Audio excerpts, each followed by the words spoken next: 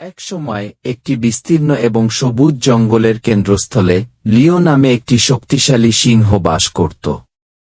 তার সোনার মণি সূর্যের মতো আলোকিত হয়েছিল এবং তার গর্জন বনের মধ্যে প্রতিধ্বনিত হয়েছিল, ছোট এবং বড় সমস্ত প্রাণীর কাছ থেকে সম্মান এবং ভয়ের আদেশ দেয়া। তার ভয়ঙ্কর খ্যাতি সত্ত্বেও লিও ন্যায্য এবং দয়ালু হিসাবে পরিচিত ছিল, কোমল হৃদয়ে জঙ্গলের উপর রাজত্ব করতেন।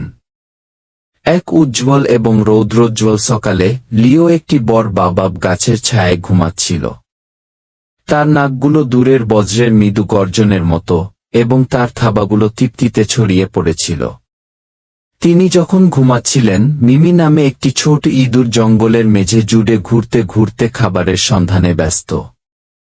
মিমি ছিল একটি কৌতূহলী এবং দুঃসাহসিক ছোট প্রাণী, এবং সে যখন লিওর পাশ দিয়ে যাচ্ছিল, সে ঘটনাক্রমে তার থাবাতে ধাক্কা খেয়েছিল। চমকে উঠল লিও, একটি শক্তিশালী গর্জনে জেগে উঠল, গাছের পাতা নাড়িয়ে। সে চোখ খুলে দেখল মিমি তার সামনে কাঁপছে। ছোট্ট ইঁদুরটি প্রশস্ত ভীত চোখ দিয়ে বিশাল সিংহের দিকে তাকাল। ওহ, দুর্দান্ত সিংহ, মিমি চিৎকার করে বলল, তার কণ্ঠস্বর সবেমাত্র ফিসফিস করে, আমি আপনাকে বিরক্ত করার জন্য দুঃখিত। আমাকে ক্ষমা করুন। লিও তার ঘুম থেকে এখনো কুঞ্চিত, প্রাথমিকভাবে বিরক্ত ছিল। কিন্তু কাঁপানো ইঁদুরের দিকে তাকালেই তার হৃদয় নরম হয়ে গেল। তিনি বুঝতে পেরেছিলেন যে এত ছোট প্রাণী তার কোনো ক্ষতি করতে পারে না। কেন আমি তোমাকে রেহাই দেব? লিও জিজ্ঞাসা করল, তার কণ্ঠস্বর গভীর এবং গর্জন। তুমি আমার বিশ্রামে ব্যাঘাত ঘটিয়েছ।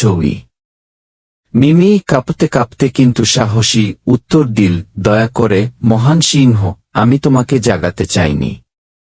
আমি শুধু একটি ছোট ইঁদুর, এবং আমি প্রতিশ্রুতি দিচ্ছি যে আমি এটি আপনার জন্য তৈরি করব। দয়া করে আমার ক্ষতি করবেন না। লিও এই সাহসী ছোট ইঁদুর সম্পর্কে আগ্রহী, তাকে ছেড়ে দেওয়ার সিদ্ধান্ত নিয়েছে। খুব ভালো, তিনি বলেন। আমি তোমাকে রেহাই দেব, কিন্তু এটা মনে রাখবেন, আমাকে আর কখনো বিরক্ত করবেন না। মিমি স্বস্তি এবং কৃতজ্ঞ, তার ছোট পা তাকে বহন করার সাথে সাথে দ্রুত চলে গেল। তিনি লিওর দিকে ফিরে তাকিয়ে বললেন, ধন্যবাদ মহান সিংহ, তোমার দয়া আমি কখনো ভুলব না। দিনগুলি সপ্তাহে পরিণত হয় এবং জঙ্গল তার জীবনের ছন্দ অব্যাহত রাখে। একদিন লিও যখন জঙ্গলে ঘোরাফেরা করছিল, তখন সে শিকারীর ফাঁদে পড়ে গেল। ফাঁদটি ছিল দড়ি এবং দণ্ডের একটি নিষ্ঠুর কন্ট্রাপশন, যা ধরা এবং হত্যা করার জন্য ডিজাইন করা হয়েছিল। লিও হতাশার মধ্যে গর্জে উঠল এবং নিজেকে মুক্ত করার চেষ্টা করল, কিন্তু সে যত বেশি সংগ্রাম করল, দড়ি তত শক্ত হয়ে উঠল। ভাগ্যের মতো মিমি কাছাকাছি ছিল, বিষ এবং পোকামাকড়ের জন্য চড়ছিল। সে লিওর মরিয়া গর্জন শুনতে পেল এবং দ্রুত শব্দের উৎসের দিকে দৌড়ে গেল। তিনি যখন মহান সিংহকে ফাঁদে আটকা পড়া এবং কষ্টের মধ্যে দেখলেন, তখন তার হৃদয় তার কাছে চলে গেল। দ্বিধা ছাড়াই মিমি তার ছোট দাঁত দিয়ে দড়িতে কুটকুট করতে লাগল।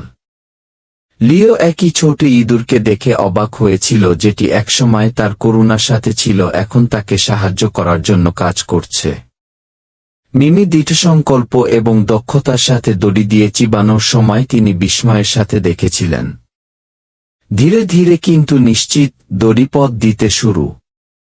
অবশেষে একটি শেষ দৃঢ় কামড় দিয়ে মিমি লিওকে ফাঁদ থেকে মুক্ত করেন। ক্লান্ত কিন্তু বিজয়ী, সে পিছিয়ে গেল এবং সিংহের দিকে তাকাল।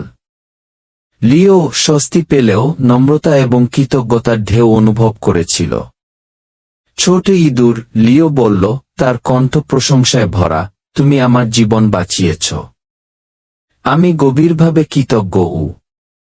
মিমি লাজুক হাসল। আমি যা করতে পেরেছি তা করেছি।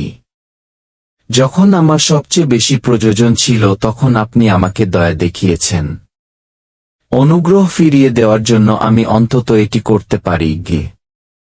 সেই দিন থেকে লিও এবং মিমি সেরা বন্ধু হয়ে ওঠে।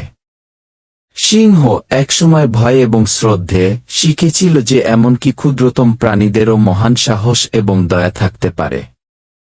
এবং মিমি, নম্র ইঁদুর, আবিষ্কার করেছিল যে সত্যিকারের বন্ধুত্ব সবচেয়ে অপ্রত্যাশিত জায়গা থেকে আসতে পারে।